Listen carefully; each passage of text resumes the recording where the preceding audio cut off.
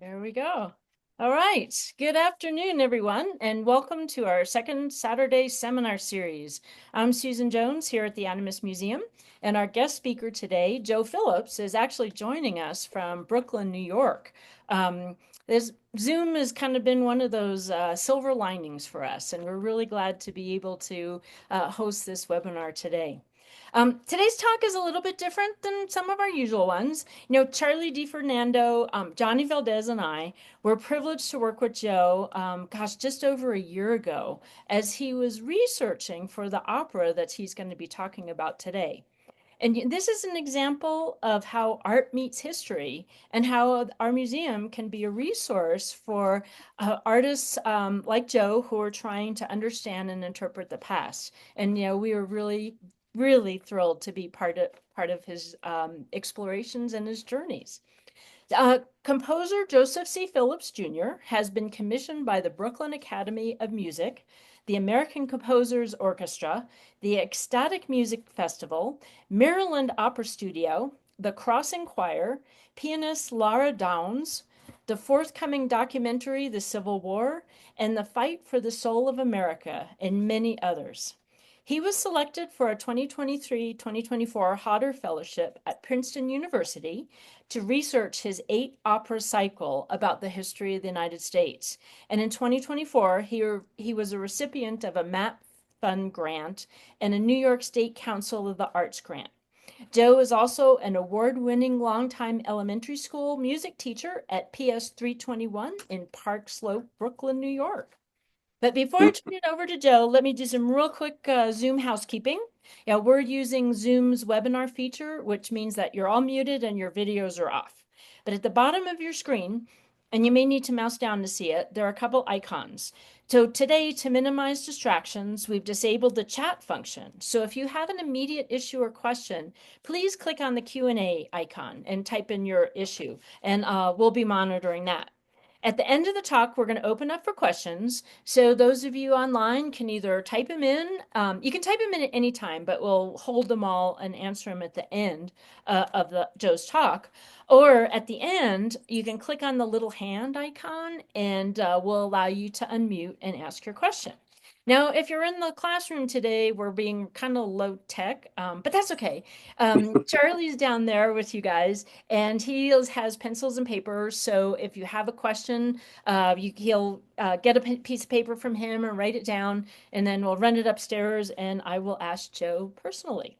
So we'll get it done. This session is being recorded, and you will receive an email in 24 hours with a link to the recording and any of the other links that you talk about. So with that, go for it, Joe. All right. Well, thank you. Thank you, Susan. I'm happy to be here. Happy to be in Durango. Wish I was there uh, physically, but today, in Brooklyn. I'm glad to get this opportunity to talk about the opera that I'm working on, which is specifically geared towards southwestern Colorado, but also just how it fits in the context with the cycle that I'm writing of the operas. So you'll hear a little bit about the actual cycle and the other operas that have been written and will hopefully will be written. So this is the second opera that in the cycle. It's called "Till Past Be Wrought Through Wilds," and if you look at the photo on the cover there, obviously that's Durango, circa 1895, I think. And so I was very interested in this time period.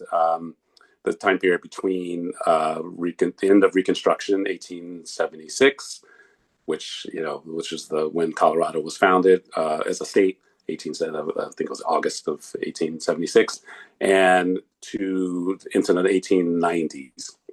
And there's just a lot of interesting things going on in this time period, and I wanted to express this in musical and operatic form. So the title that's this actually fairly recent. For a long time, I've just have not had a title. Titles are very big for me because they should represent what you want to say, but also have the sort of a compellingness with just the title itself. So this title, I kind of came just in the last month or two. I was thinking about since we're talking about sort of America and this time period of the developing what we think of as America. I kind of somehow found myself looking through America the Beautiful and thinking about that, and then actually in my research, I didn't realize that what we know as America the Beautiful actually there were actually two other versions of this of this iconic poem and song. And when I read the original, so a slide, so Susan maybe try to change the slide. When I read the original poem, which was she published, Catherine Bates published in 1893, I believe, and it was, I think it's Good Housekeeping uh, magazine. It was just called America Poem for July 4th. And in this original, as you can see, some of it's the same, it's similar, for Amber Waves of Grain, Purple Mountains Majesty. But if you go toward the end, where God shed his grace on thee till paths be wrought through wilds of thought by pilgrim foot and knee. So when I came across that last little line, till paths be wrought through wilds of thought, I thought that was a kind of a perfect way to encapsulate a little bit of what I'm trying to say and or show in this opera. And we know the story of maybe many of you know the story of Catherine Bates. She was a professor at Wesleyan University on the East Coast, and she took a train from there to Colorado. And she, during her train ride, she sort of just the way she was able to see America and the landscape and all this inspired her to write this poem. And she was more specifically, I think the poem was actually even entitled initially before it was published was like Pikes Peak. So she went up toward northern Colorado and was inspired to write this piece.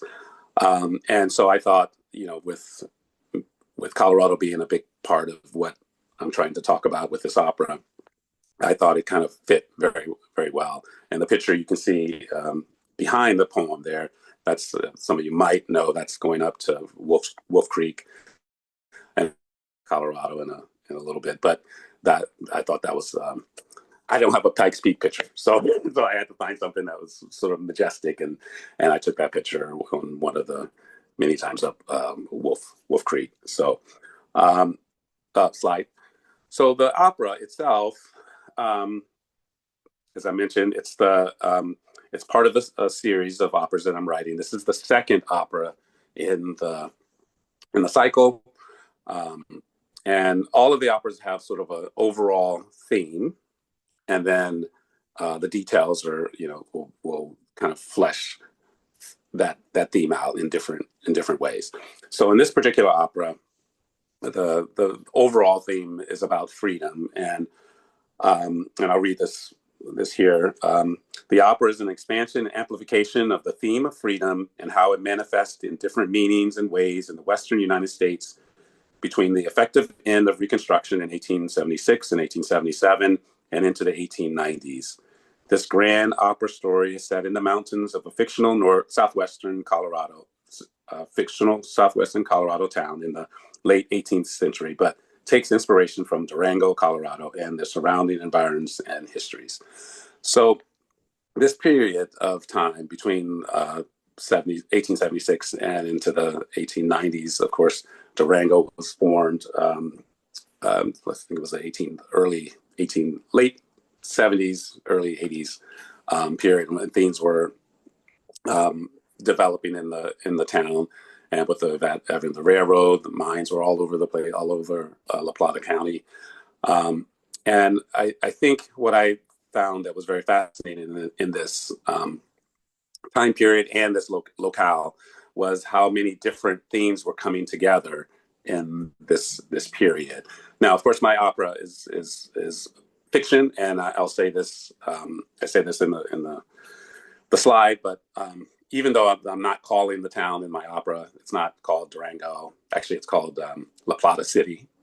But many of the themes that I'm drawing from come from the Durango history or La Plata County history or Colorado history. And sometimes some things are depicted in a way that's not exactly historically like accurate. Like again, like this is not, I'm not calling it Durango, but like everything is based on historical um, events or things that actually did happen. So the slide. So the opera itself will begin, as I mentioned. 1876 was a very interesting year. Of course, that was a presidential election that year, and up to that 1876 time period, there was a lot of things that were happening, especially in the South, that I knew I always wanted to talk about the period of Reconstruction because I think that's a very interesting time in Reconstruction after the Civil War. Into the 1860, late 1860s, going into the 1870s, where there's this period of time where America fulfill really just its ideals in a way that reflected really what the Declaration of Independence said, but had never really fully actualized. So this time period, I thought the Reconstruction was very interesting.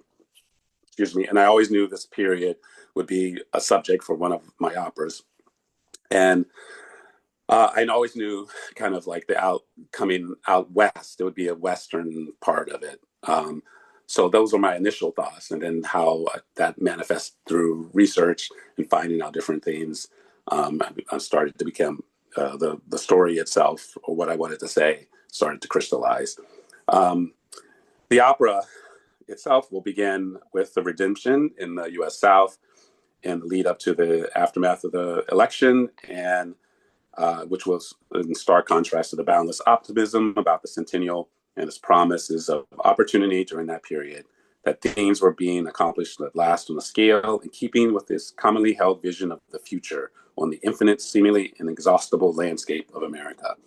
So one thing I thought was fascinating too in this period of Reconstruction that I'm talking about with the opera, 1876 to into the 1890s, was so much was happening at that time. We had the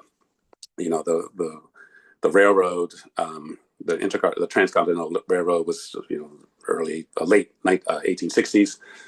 Was it 69, I believe? So from that, people were streaming out west. We had the gold rush, of course, in the 1860s, 1850s, 1860s. But people, once the railroad came, people were streaming out west, trying to make themselves have a new life and opportunity.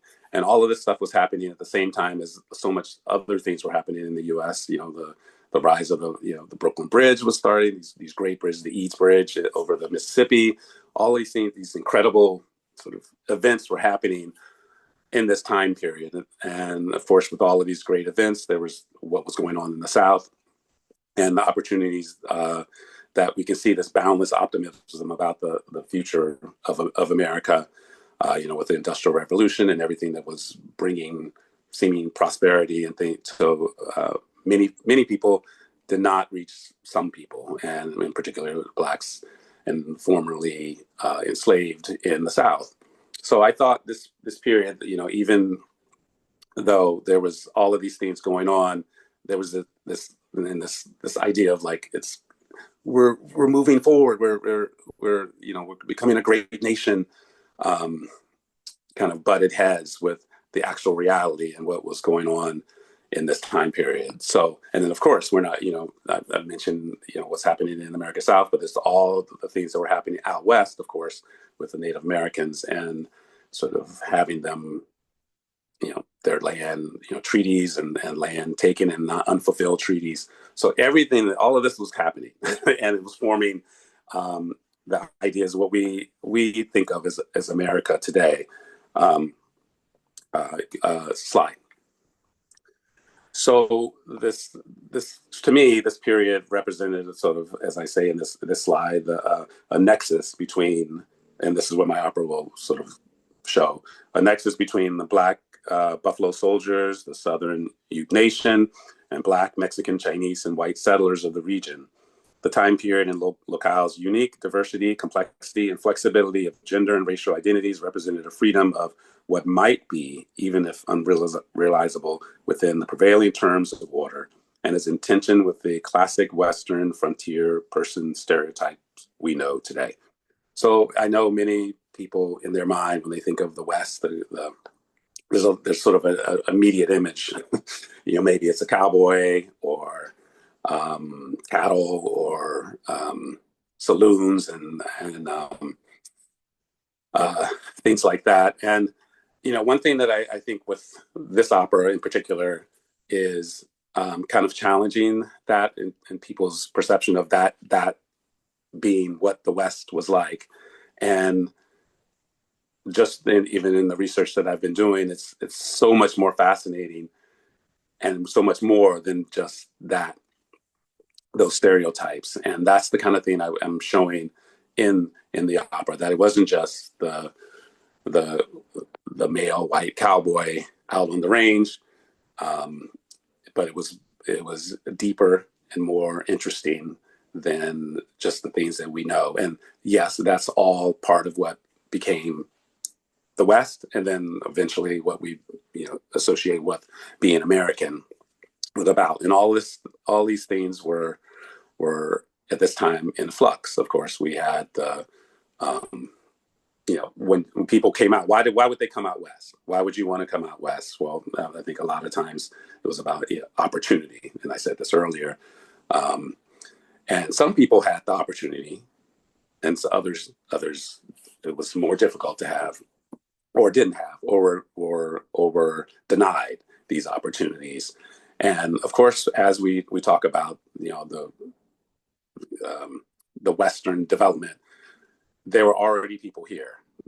The whole Western portion here, including Colorado, was until the Mexican American War was Mexico. And so the people who were living here weren't just, they didn't uh, they didn't go away. They were still here.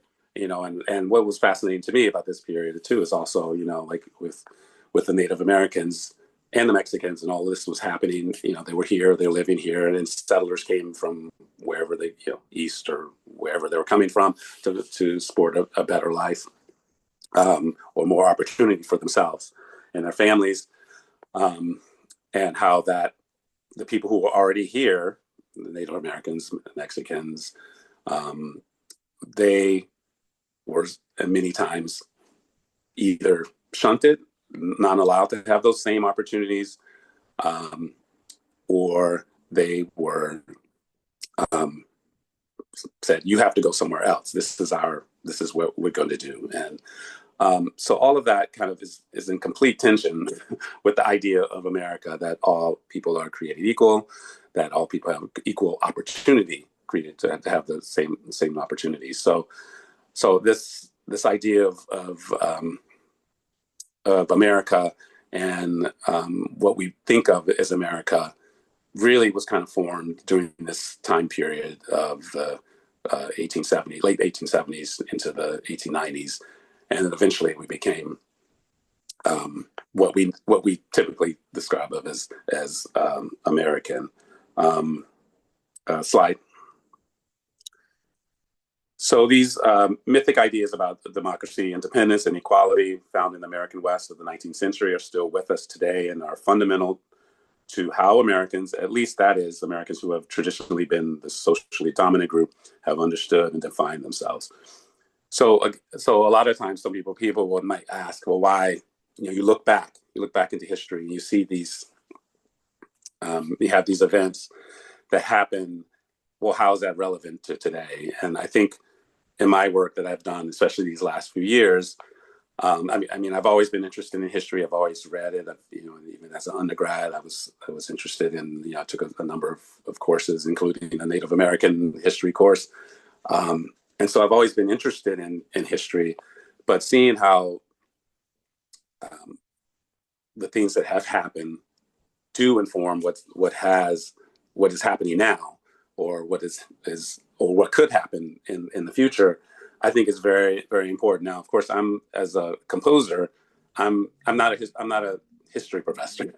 So I'm not, so when I'm presenting my work, I'm not looking at it through a lens of I have to have these um, historical, it's not a lecture, I guess I should say. That's the way to say it. It's art. And so I think of it in that sense of as an artist, as a composer, and as I research these many things and all of these, there's many strands and they just kind of roll in around. But as an artist, I think one of my jobs is making connections, and not only just making connections to see how it, can apply to today, but also you read about all of these great events and horrible events and things that have happened. And I think there's a remove, especially things as you get away from in living memory. Um, I think one of my other jobs is to show and musically to how would it feel that if you were, you know um, people came and raided you're just sitting on the plains as a youth, and you lose your, next thing you lose your family by settlers, or you how did it feel to be, uh, a Chinese worker in 1902 in Silverton, saying you have to leave because we don't like you. Um, so how would that be? How would that feel? And I think making have that connection to understanding that those feelings can help make an understanding of today. Well, maybe that can change how people perceive these events in a different way. And so I think that's part of my job as a composer and as someone who's interested in history, is to make these connections. And again, I'm not a historian, even though I read a lot and research a lot.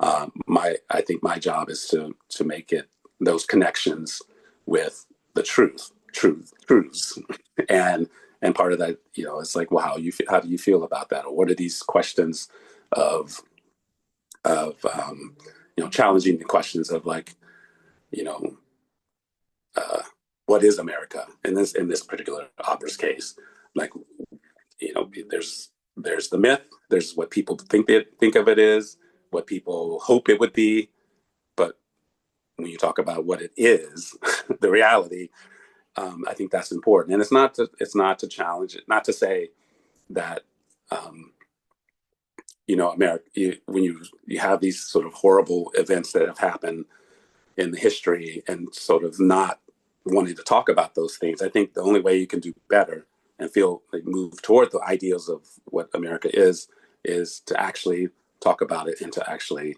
show. And this is, again, my job is to show what that might have felt like, and maybe you have empathy for someone who is made to leave their home because other people don't like them, or don't have enough to eat, or have to do these things to survive. So I think that's kind of part of my job, as well as I'm writing these operas, and I always keep that in mind. Um, and America, this period again was just an incredibly interesting period, and the idea of southwestern Colorado. Um, when I thought about this opera and what I wanted to do with it, there was initially in all the research, I knew, again, I said it was going to be in the Reconstruction, it was going to be out west, but initially I didn't know where out west it was going to be, and so that kind of came just maybe a year and a half ago, where I knew, okay, well, a year ago, it was like, okay, it's going to be in this, in Colorado, the southwestern part of Colorado. And I'll talk a little bit in a few minutes about my connection again, as I mentioned. But the idea that there's so much history, so much very interesting history, and all over the country, and some of these stories and events that you don't hear about, or like, I'm constantly fascinated when I read stuff, and sometimes what my job is that when I'm researching stuff, is it becomes from a question. I was like, oh, what about this? Or how did this? I wonder if, and then I try to find the answer. And sometimes those answers come. I don't get the answer I was, or get any answer really from what my initial inquiry. But I find these other fascinating things, and then all of a sudden I'm on a different path. And sometimes my hunches are like, oh yes, I could find confirmation, and sometimes it's, oh no, I can't. That's not exactly the path I want to go. Let me think about it in a different way.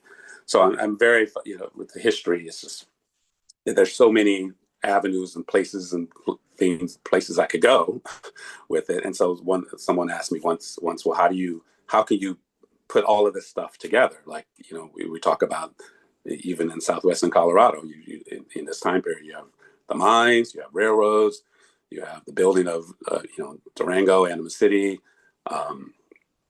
You have, the Ute Nation, and their history in the area, and then being shunted, through the 1868 treaty, losing all of that land, and then all of a sudden the Burnett agreement, when they lost even more land, and they're shunted onto one little corner of, um, of Colorado, and not only that, but of course all the Meeker, that was this 1879. So then the Exodus, and just so many fascinating, interesting events. And so, like, someone asked, well, how do you can how can you say all, how can you put all of that there, or talk about all of that?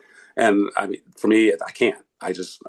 One thing in any of the operas, it's just what's interesting, that I find interesting first, and then in the sense of an opera, what would make sense for the sort of theatrical musical treatment. And I'll talk later, but because there's so many ideas that I have that I think are interesting, but they're not quite operas, and I have an avenue for expressing those now. But slide. So my connection. So this opera has been sort of in development for a while. As I mentioned, this is the second opera in my cycle. Um, I think I had been researching it even while I was doing the first opera, because I knew, as I mentioned, I knew about Reconstruction. I knew it was going to be somewhere out west. So I was already reading things about this time period, even during the writing of the first opera. But once I finished the first opera, which was in 2022, and I will talk about that one later. Um, then I could more mentally think about what's next. And so then that's when I was awarded a fellowship at Princeton. So that was a year fellowship. So that gave me a chance to research and do things. And what I initially thought I would be doing with the fellowship was talking to various professors at Princeton, and meeting them, and history professors, economics, and all the things I was trying to think about with all of the operas that I'm going to try to cover, and just pick their brains. And that was my initial. That's what I thought, and that's kind of what I applied to do.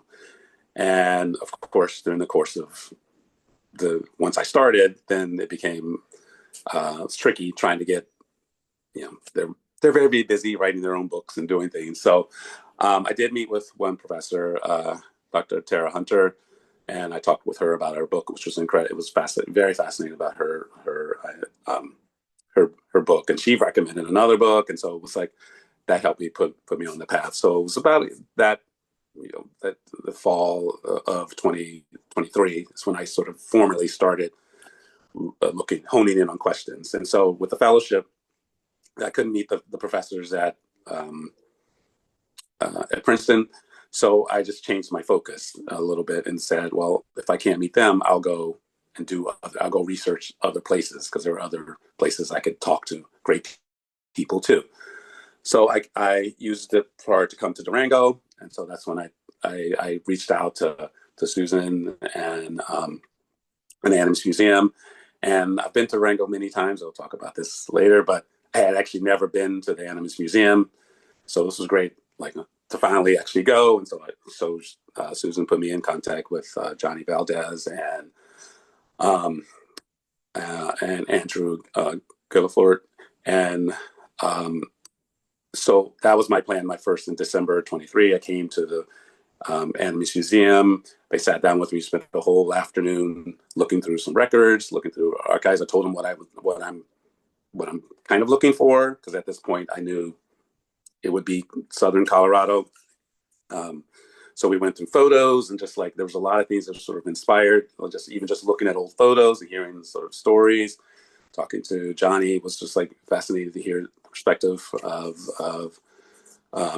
a youth elder, but also, connection to the Buffalo Soldier and learning about John Taylor, who in the opera, I don't know if some of you know, but he was a um, old Buffalo soldier, black soldier who lived in Colorado. He was in Colorado, in the 1870s, and he was a very fascinating story of living with the Utes, married a Ute woman, settled in the area of Durango, and his family um, had Durango roots, and so his story was just incredibly fascinating.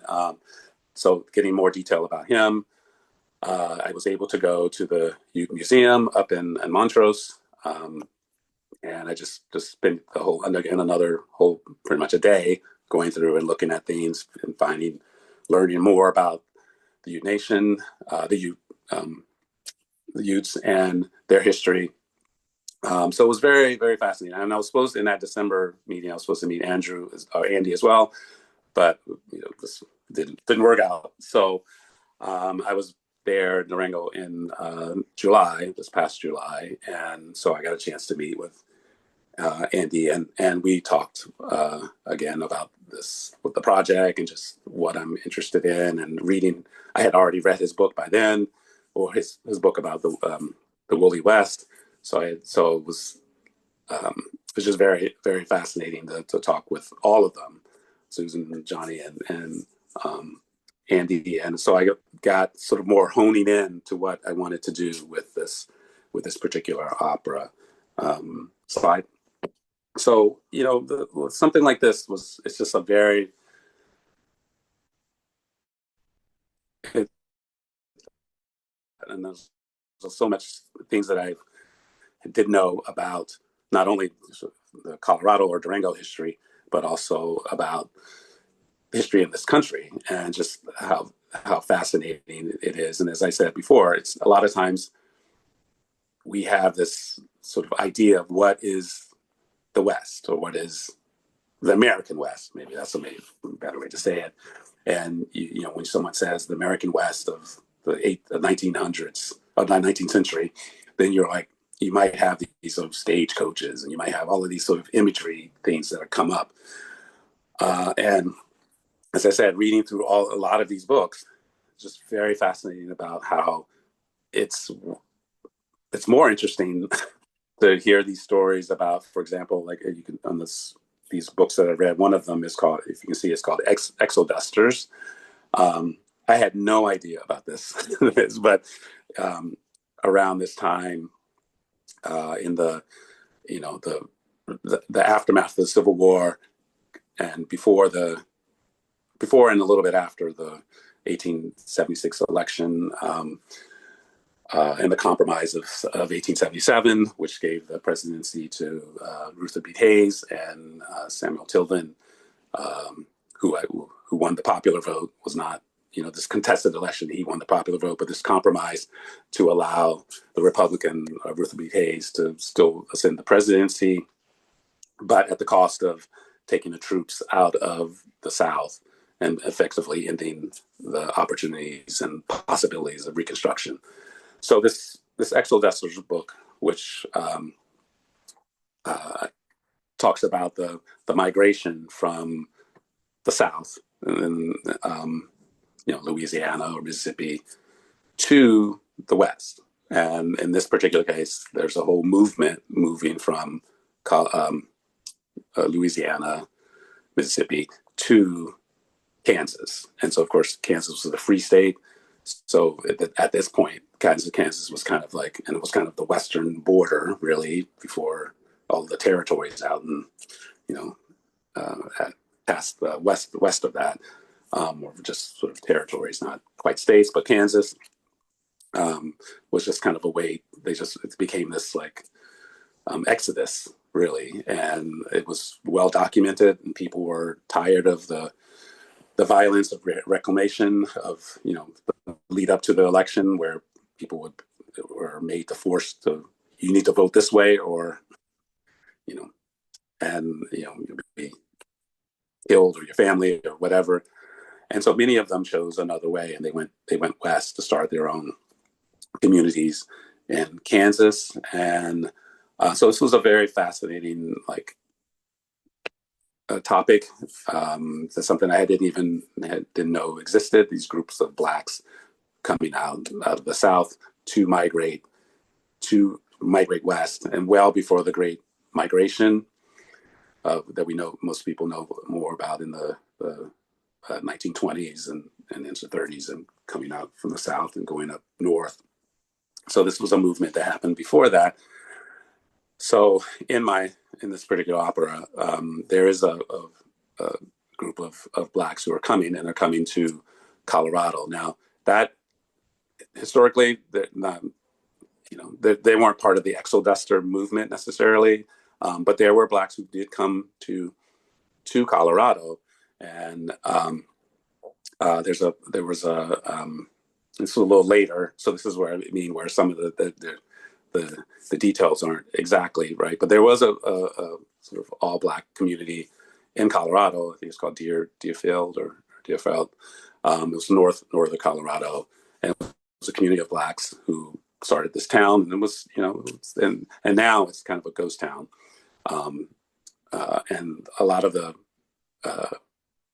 towns that the exodusters came from the South and built and made in Kansas. Some of them lasted, good while. Some just didn't. Some people went back south. Some people in the book, one thing said, some people, because some of the communities were kind of northern Colorado, but close to the northern Kansas, close to the Colorado border. So maybe some of those people didn't, like in Kansas, and for weather, all sorts of, they weren't necessarily farmers and had to support whatever it was, they couldn't make it, and so they moved. Some did come into Colorado. So that kind of history is like, it was very fascinating. And then so the connection for me is like, I didn't, reading another story, I didn't know anything about Willa Cather.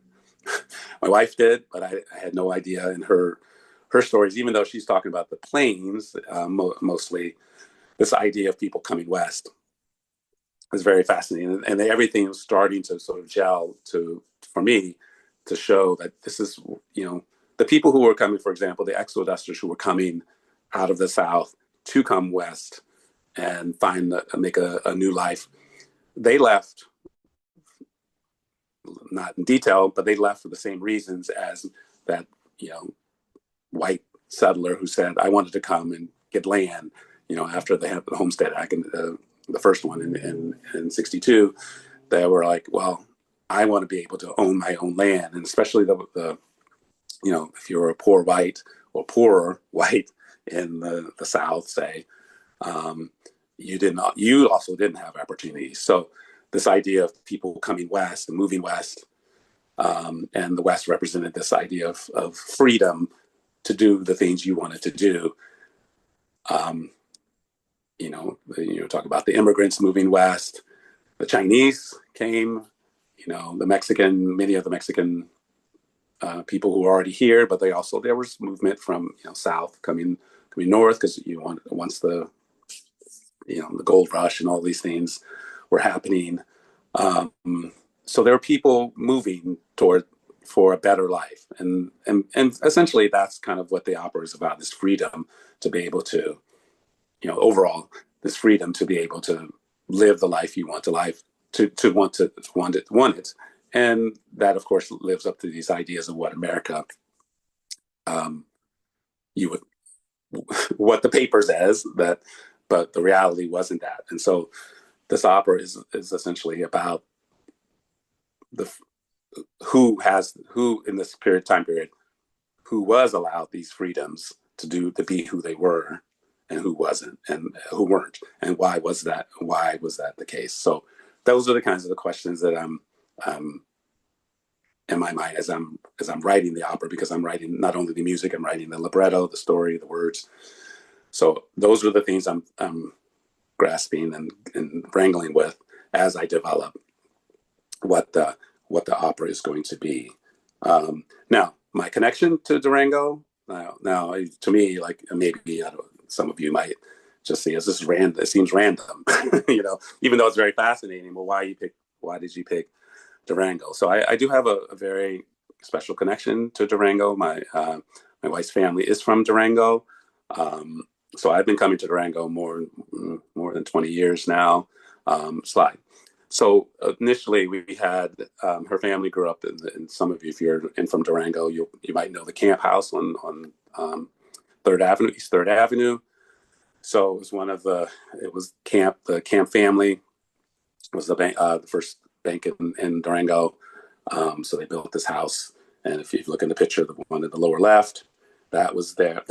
You can see them in the picture, and so they had the house up until the 1970, and then the last survivor of the camp family passed away, and my wife's family, they just needed they had a growing family, so they needed bigger house.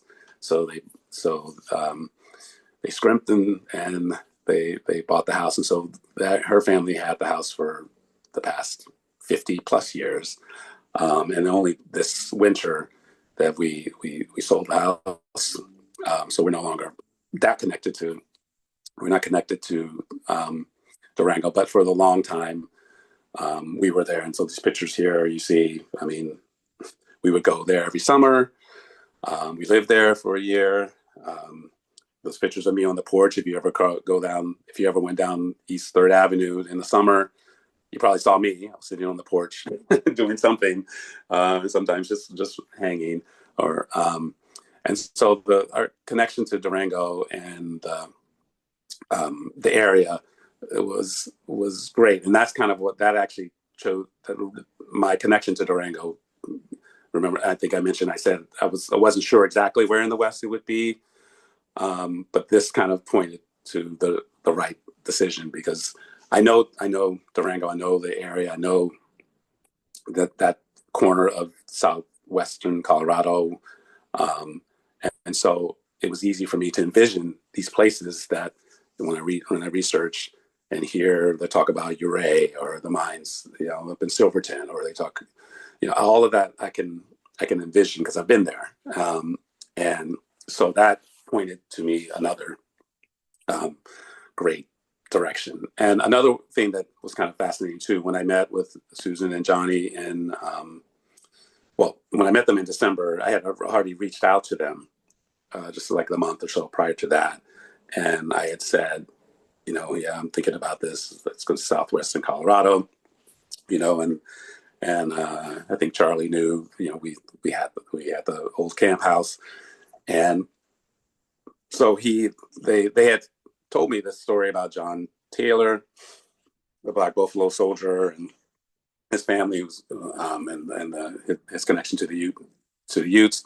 But they had told me, Susan and Charlie told me, that there was a relative who had actually worked for the camps, and so they lived in the house, and they worked for the camps, and so I thought this was an incredible connection and it also was like this serendipity, this idea of serendipity, where it just seemed it's just right, and so this hearing that story, and then I reached out to the relatives of the John Taylor relatives, and so I just felt that that's the locale for the opera. I was in the right direction. I was like, this. It has to be here, and so all of these sort of personal connections, and so it was just a great idea of, like, sometimes you have this right idea, you think, but you're not sure, and then things kind of confirm, yes, this is where you should go. So that was my connection to Durango. Slide. So I mentioned this is the second opera in the series. The series is called the 1619 Opera Cycle. Slide. So it's just a collection of eight 1 to 2.5 hour operas, and the places that places the consequences of slavery and the contributions of Black Americans at the very center of the story. We tell ourselves about who we are as a country.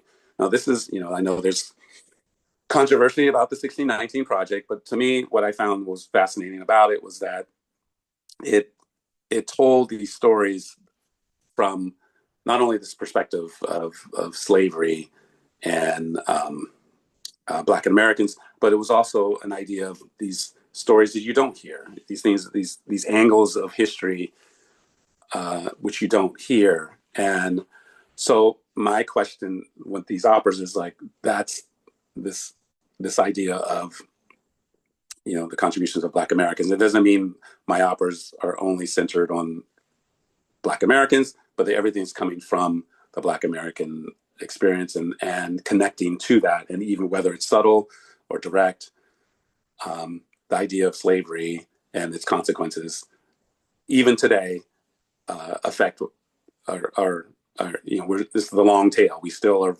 feeling these effects and these things, and so if again, as I said earlier, if you don't talk about it, you've never reckoned with those facts. And so I'm trying to reckon with these facts in my operas, and just one step in operas, and it's one step um,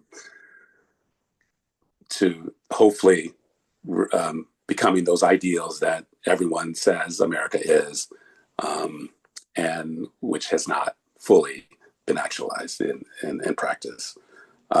So slide. So each opera in the cycle is they're self-contained, so like they're their own story. There's no cinematic like Marvel Cinematic Universe here.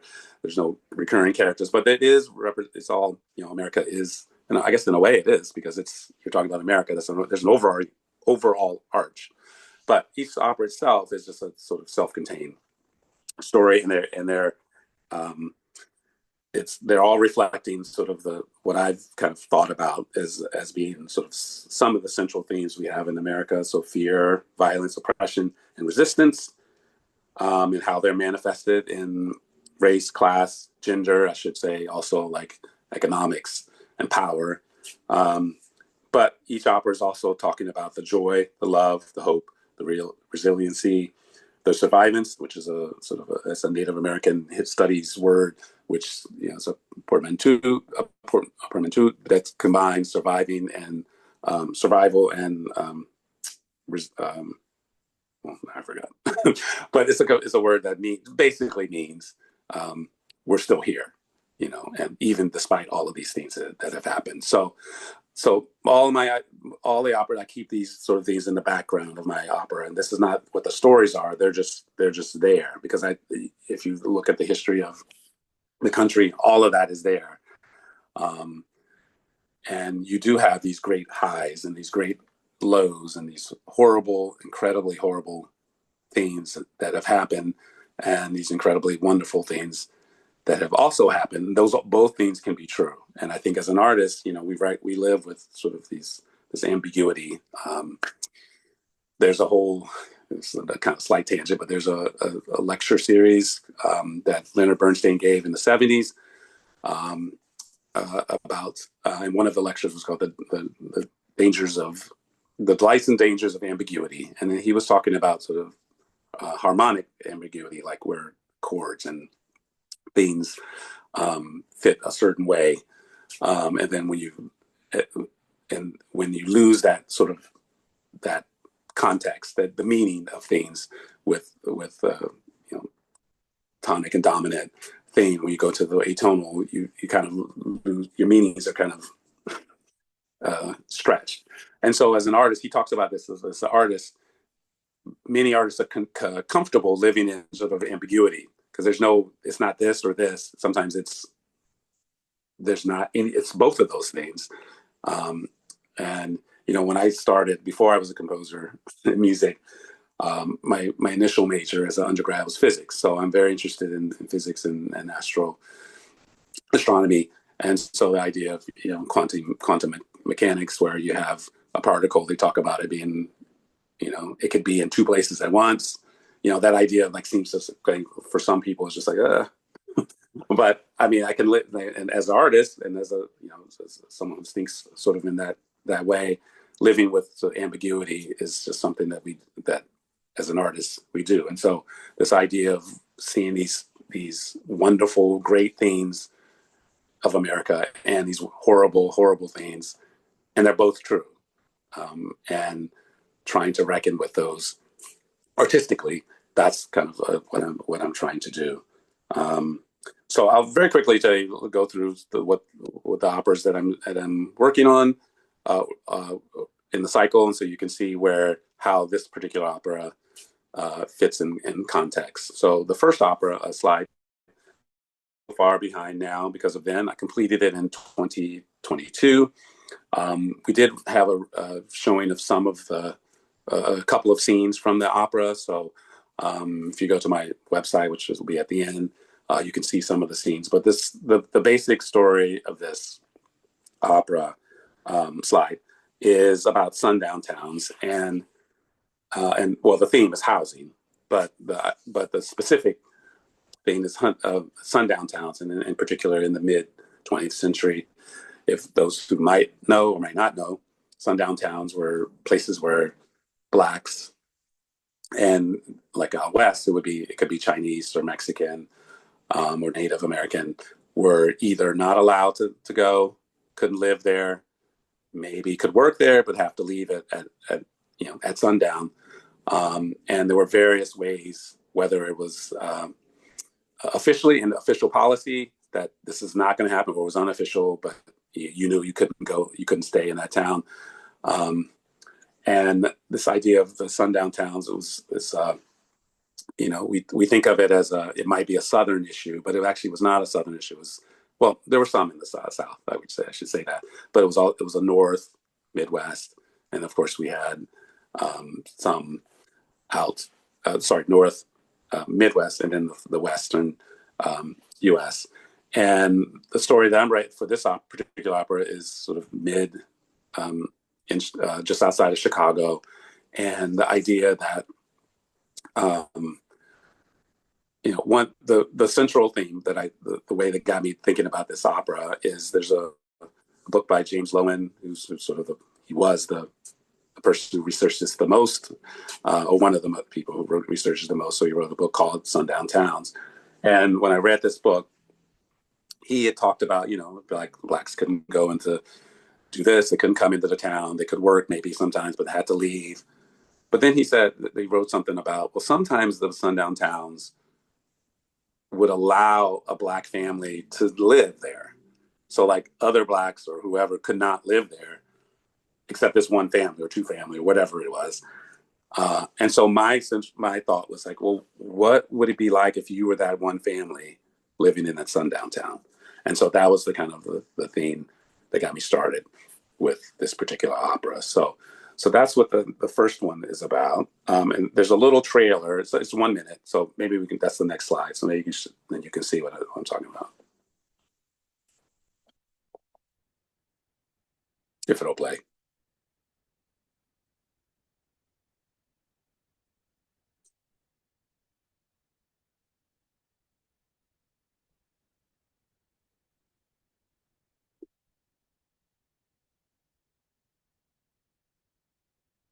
All that men equal under God are also equal when they seek a job, when they go to get a meal in a restaurant, or when they seek lodging for the night in any state in the union.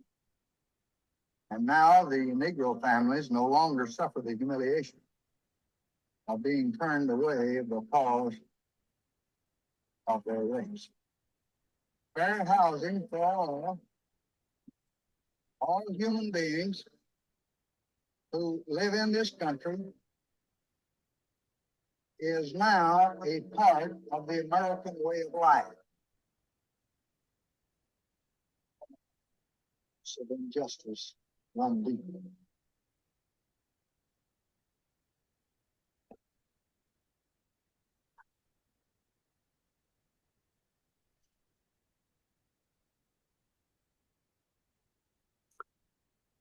So that opera, um, again, showing the history of, it starts actually in 1919. In the 1919, there was a number of riots, actually in 1918 as well, all throughout the history, but there were a number of riots um, for blacks for various reasons, lynchings, things like that. Um, and it goes into the 1940s, and that last little speech that you heard, the in the trailer, that was Lyndon B. Johnson and the signing of the Fair Housing Act in 1968. And so that supposedly ended sort of the covenants and um, the disparity with housing and with by race, but it really hasn't. And actually, this is again a perfect example of the sort of long tail of effects. I think, oh, that was the 40s, it was the 30s, but actually, some of those policies, even if there's no de facto policy, some of the reasons why some towns, which you wouldn't even think about, or why they might be only one, only white still, even today. Part of that is because they were sundown towns, either enforced violently. Um, Sometimes towns, which is very fascinating in this book, they had a black population, and then for whatever reason, whether it was some rumor or false thing, or even if it was true, like some criminal something that happened with a black person in the town, people would come in, it'd be riots and people be forced to leave, and so some of that, some of those policies that had happened are still with us today, and so that's kind of the way I had mentioned earlier. Is like what I'm interested in is like why these questions that seem like in the past, but are actually part of us today. Um, Slide. So the next, I mentioned that's the second opera. Sorry, that's the first opera.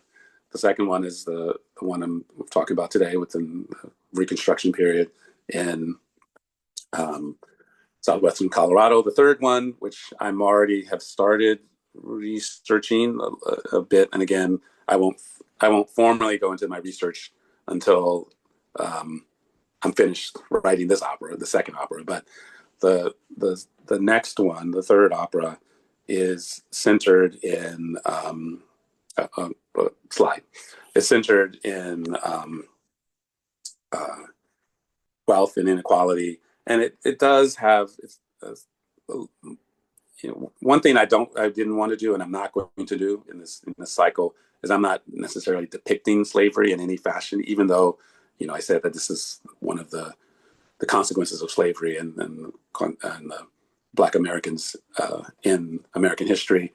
I'm not interested in depicting slavery specifically, um, but the idea that its effects can be felt even today are very important. So this third one um, is centered in Charleston, South Carolina, and Liverpool, England. This is the first time I'm thinking about beyond the U.S., although it's connected to the U.S. And the idea of the wealth and inequality and how the slave trade itself was an engine for development, not only um, in these towns like poor towns like Charleston or New Orleans, or in this case of Liverpool, um, but it was also an engine for families um, who didn't even hold slaves.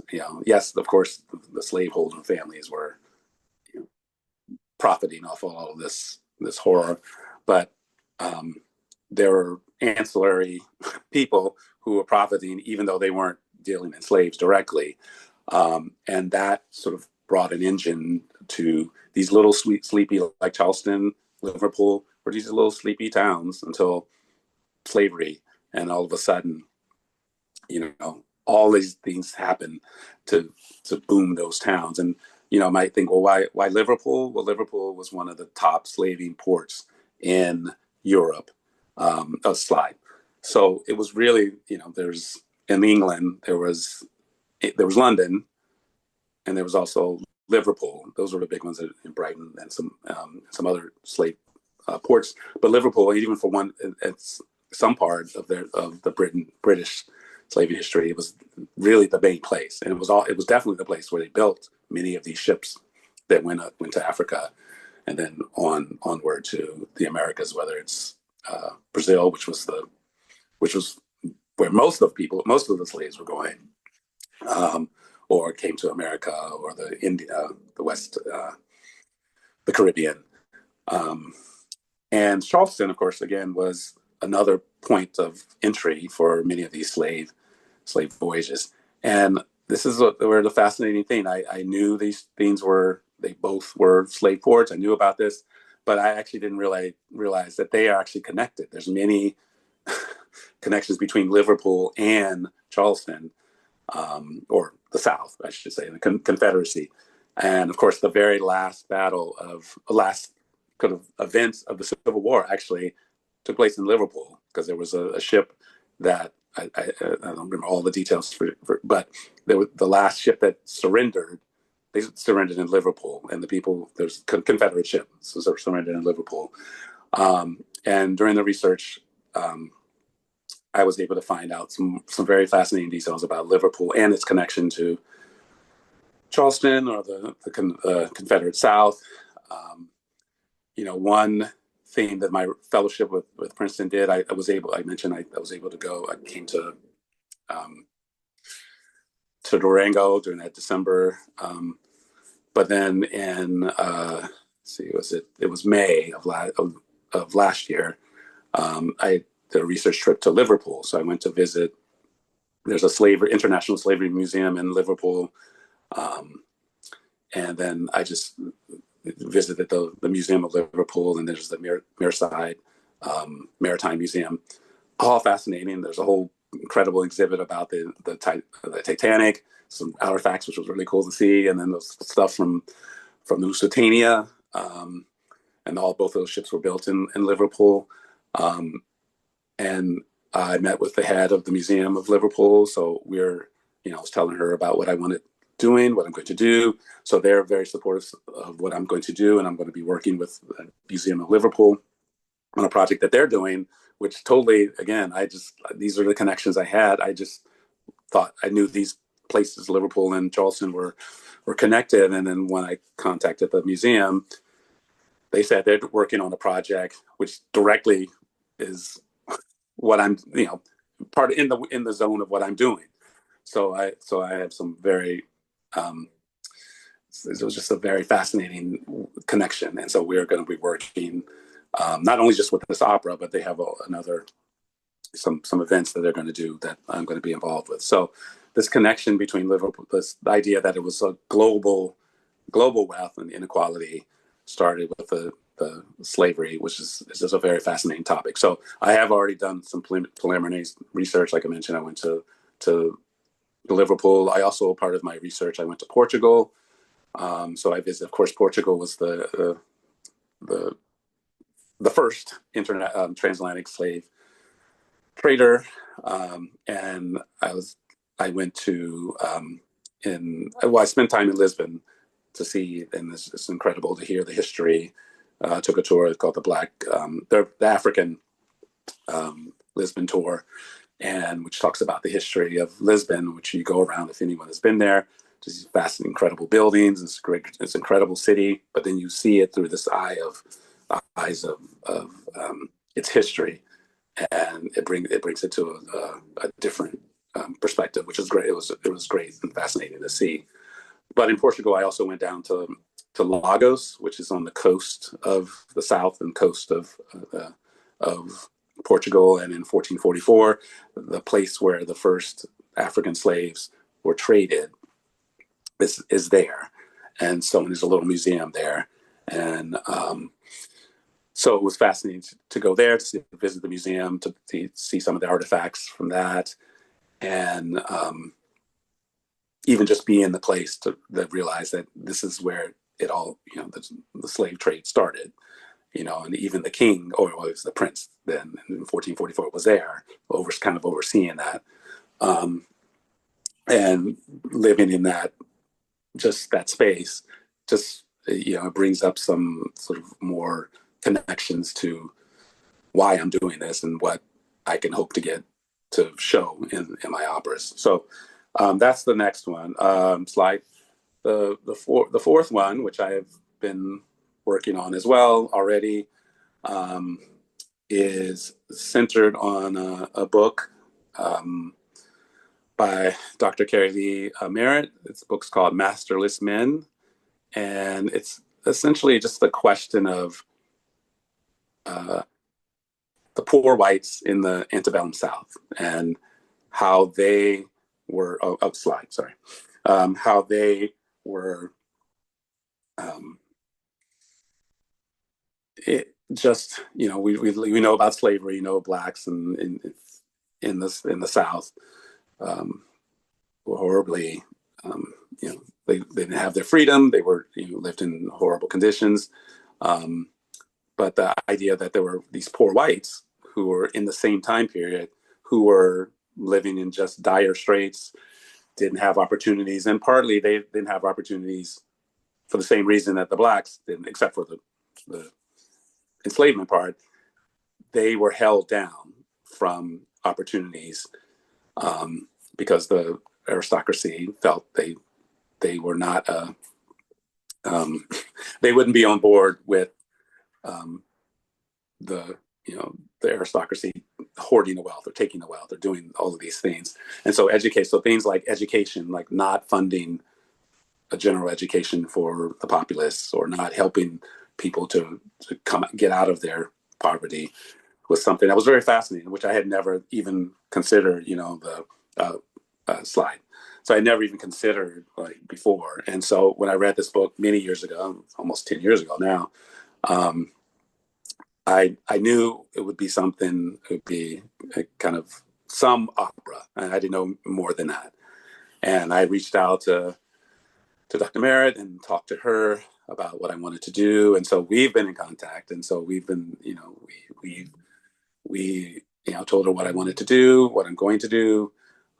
She was on board to helpful, and we've connected, and so it's been really great to sort of talk to her and find out more. And she's actually starting to produce this new Civil War documentary, which will be hopefully starting to film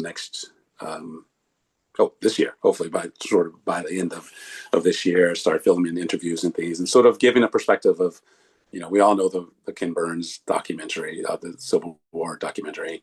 And I'm not a big Civil War person, so I did see the documentary. So I'm not one of those people who are like, oh, that's just an incredible period. And it is a fascinating period, but I'm not one of those Civil War people who just, that's their thing. But even in that document, even me remembering it, and then talking to Terry Lee and just reading about the idea of what was left out of that documentary, and so much was left out, and so the perspective of downplaying slavery and bringing up the lost cause and making it seem like this is the real reason for the Civil War. Dr. Merritt's documentary is going to be sort of an antidote to that, and sort of say, well, here are the reasons, and here's another different perspective, not coming from Shelby Foote or the people who are questionable in what they are espousing, but talking to other historians who can sort of offer these are the reasons, not sort of this other thing that has been manipulated into what we see today. And of course, again, just like I said earlier, it's like even those ideas and things that spout in the Civil War, Ken Burns Civil War, we see today, and we see with the whole talking about the the statues who've been a couple of years ago going down, and why, oh well, it's really about pride, and these statues were not, that's not the reason they went up. And so this is the kind of documentary work that is interesting. Showing these things, to me, is interesting because it shows there was a lot more to history that than I'm just very fascinated. There's so much to learn, and it's very exciting to read about these. So when I read Dr. Merritt's book, like I said, I never even thought about poor whites in the South, and so it opened up a whole world, and how there was even common cause between poor whites, the free blacks, the slaves. I mean, there would be even cross pollination. Like they would be talking and doing things together, but it was really the aristocracy, the slaveholders, um, who were putting everyone down. And so that's the fourth opera. Slide. So then the other four, in my mind, they're already the ideas of what they are I already have, um, but I'm not really dealing with them in really any detail until I finish these other four. So we have you see the picture of Ronald Reagan there. So the rise of the Christian right in the 80s, 90s. No, I should say this. No, this is my idea. This is what I'm thinking of now. Of course, as I read and research, things can change, and things do change. But this is where I'm at now. So one of the operas is about that, the rise of the religious right in the 80s and going into the 1990s. There's an idea about the future, because I'm a big like sci-fi person. So I was like, well, if I'm going to write an opera, I'm going to actually write a true space opera. So I have an idea about that. So that's one of the operas that will be sort of in the future. One of the operas is kind of set around the Mexican American War, the intervention in the 1860s. And another is set kind of in the um, I guess like the 16th century, so like Spanish, what is America now, but the Spanish conquest of North America, and that. And so it's in that period that that one of the operas is about.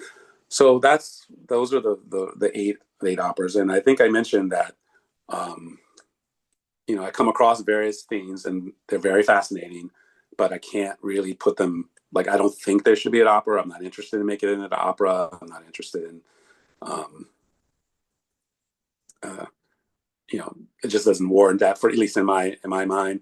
Um, so I have an outlet now. I thought, oh, what can I do? Because there's so many great things I would like to be inspired by.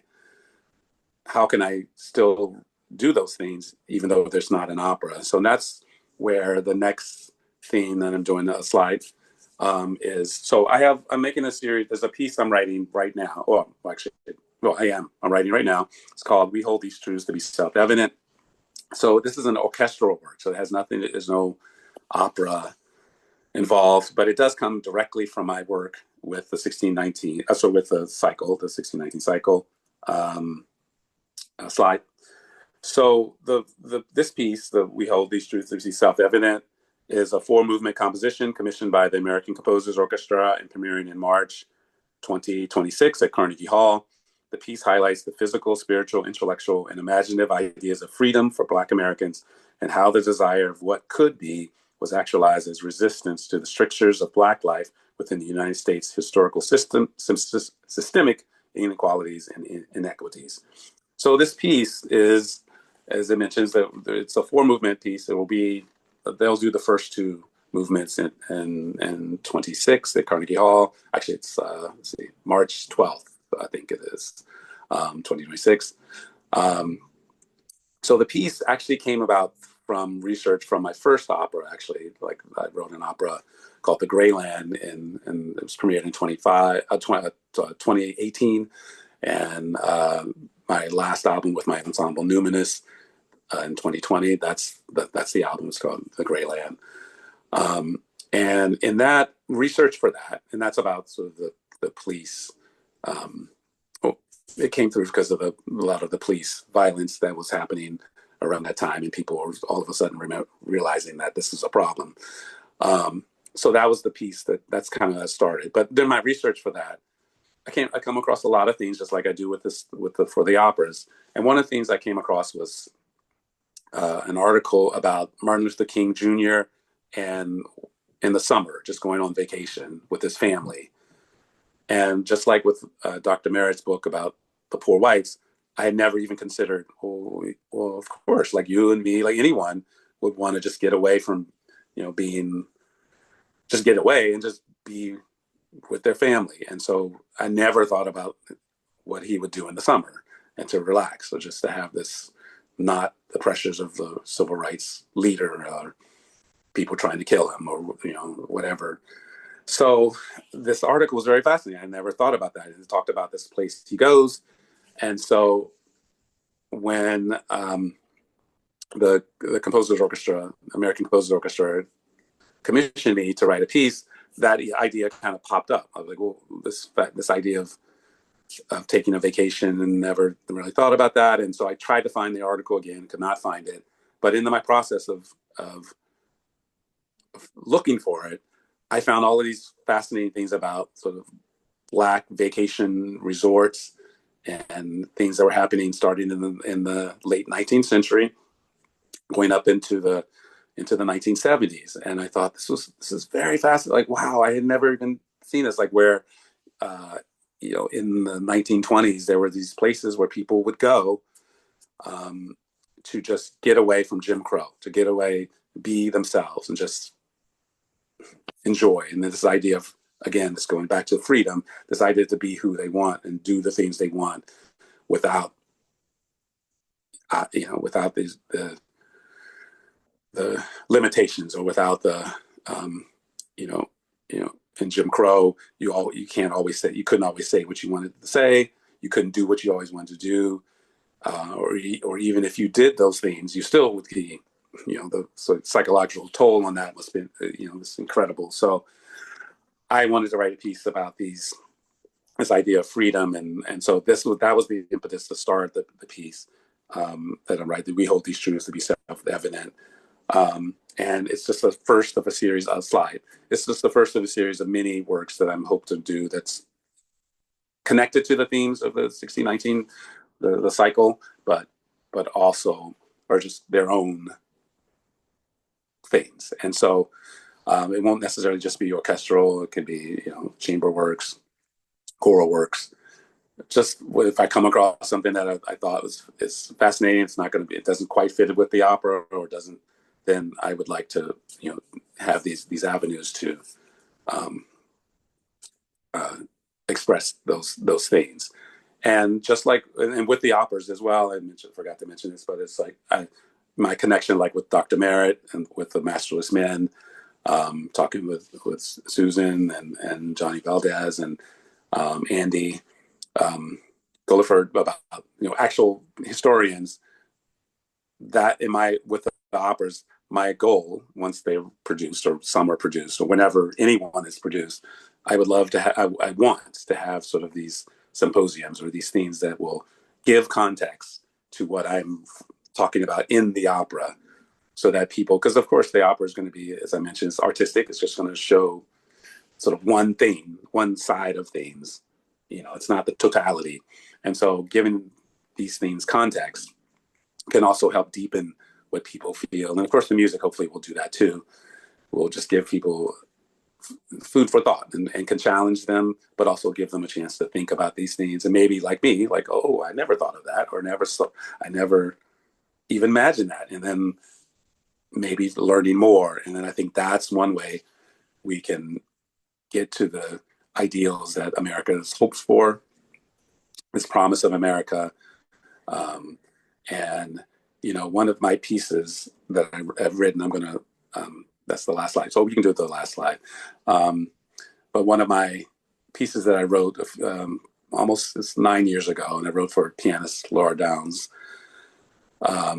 It's called Never Has Been Yet, and it's based on there's a poem by Langston Hughes called Let America Be America Again. And in that poem, he's talking about this love of America, but he also has this, well, it has never been the way, it's never been America, like the America of the myths. And so this poem balances those two things, this love and this criticism of America. And what I hope is that you can't move forward if you don't r- recognize that these things have happened, these horrible things. You might not want to talk about it, you know, you don't want to talk about the the massacres from on the Native Americans, or the things that happened with the blacks in the South, or you know the lynchings of poor whites, or the 1902 in Silverton, walking all of the Chinese out of the town. These things are horrible. Of course, they're horrible, but in order to reach that America that we all idealize or believe in the sense of it's an opportunity for everyone to live their best uh, life and happiness and liberty, um, then we have to recognize that there's these things that have not happened and have been actually antithetical to what we believe in. So one of my goals with the operas is to show some of these themes, and like I said, hopefully with historical context, we could talk, and in America, this theme we can be the idea of like in South Africa, where there's the truth and reconciliation, where you need to talk about what happened in order to move forward, and that's something that America has not done. And so this is my little bit of moving forward with that. So that's the operas. Thank you.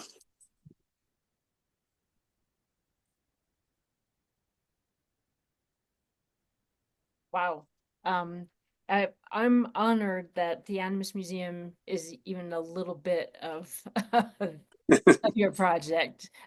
All these themes resonate so much with us, and especially as we prepare for the sesquicentennial, the Yes. Uh-huh. 250th anniversary of the United States and the 150th anniversary of Colorado statehood. Mm-hmm. This is exactly what we want to do. And Mm-hmm. it's so exciting that as historians, we can support artists who can give us a different way to look and to think about these things. Mm-hmm. Thank you. You're welcome. Yeah. So Thank you. let's see if we have any questions. I have a comment Okay. Mm-hmm. line. Thank you so much. This is your life's ongoing work and the purpose for which we should all be and are indebted to. As with the documentaries, books, et al., the arc of the moral universe continues to bend towards justice, and your work and gift is vital, integral, and beyond life-changing. Yes, Mm-hmm. truth and Wow. reconciliation. Wow. That's Okay. from Bonita. Thank you, Bonita. Yeah. Any other questions? I hear some coming from, You hear the steps coming up. I So, hear the steps.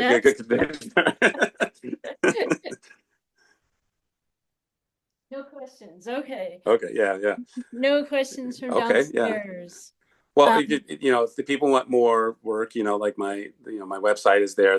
I mean, these operas are kind of what I've been doing the last few years, but I mean, I've done a lot of other things too. And so like, this isn't my totality of me either. So, um, I think if you want to know more about me or the operas or even any of my other work, my website's there. There's a number of interviews from various places. So, yeah, and hopefully I'll come back. I'll be back to Durango at some point. So, yeah, we hope so. yeah, We yeah. got a question Okay. from Nick. What were some of your musical influences when writing more for the operas? Well, my sort of baseline, I guess I could say, is music minimalism. So, like someone like Steve Reich, he's a big hero of mine. John Adams, another, not the president, the composer, is a big influence to me. Someone like Gustav Mahler, Claude Debussy. Those are sort of my sort of orchestral influences, I think. Of course, I'm very wide ranging. So, like, there's popular music, jazz music. All of those are kind of in there, but for the most part, the ones I mentioned before, like music minimalism, is kind of a big, like, just bass line, even though it might not always sound, like that. It's always there for me. Anything else? Let me do real quick some of our shameless self-promotion before we go. Next month, on Saturday, March 8th, at 1 o'clock again for our second Saturday seminar series, Robert McDaniel is going to be joining us for another installment in our series From This Earth, the Timeless Beauty of Ancestral Pueblo Pottery. And this time he's going to talk about some of the Zuni pottery in our collection here at the museum. And then on March 29th at 1 p.m., Dr. Ana Diaz Colazos of Fort Lewis College will be sharing a program centered around a rare corrido, which is a traditional Hispano ballad from a Colorado family's personal collection. And I know Joe mentioned Andy Gulliford's book, The Woolly West. And if you were at Andy's talk last fall about that, he talked about Anna's work, and she's going to be presenting this, and she set this ballad to music, and it should be a really incredible program, and we're looking forward to that too. So, any other questions? I don't see anything. Joe, thank you so much. This was Thank absolutely you. Yeah. wonderful. Yeah, it was wonderful. And if anybody, either get a hold of Joe through his website or through us, and we'll pass information on to Joe. And hopefully, gosh, when the opera's done, we hope we can premiere it here in Durango. Yeah. Yeah. I know there's the Opera Colorado, so maybe it'll be up in Denver somewhere. But yeah, so something there. That would be Something. awesome. Yeah. Yeah. Okay. So Yeah. Well, thank you. thank you. So everybody, thank you for joining us. To keep up with us, join us. Members get access to our online catalog database. Visit our website for more resources. Subscribe to our e-blasts. Follow us on Facebook. Like us on Instagram. And if you want to continue to see programming like this, be sure to hit the donate button on our website. We thank you all for your support, and thank you for joining us today. Have a great weekend. Thanks. Okay.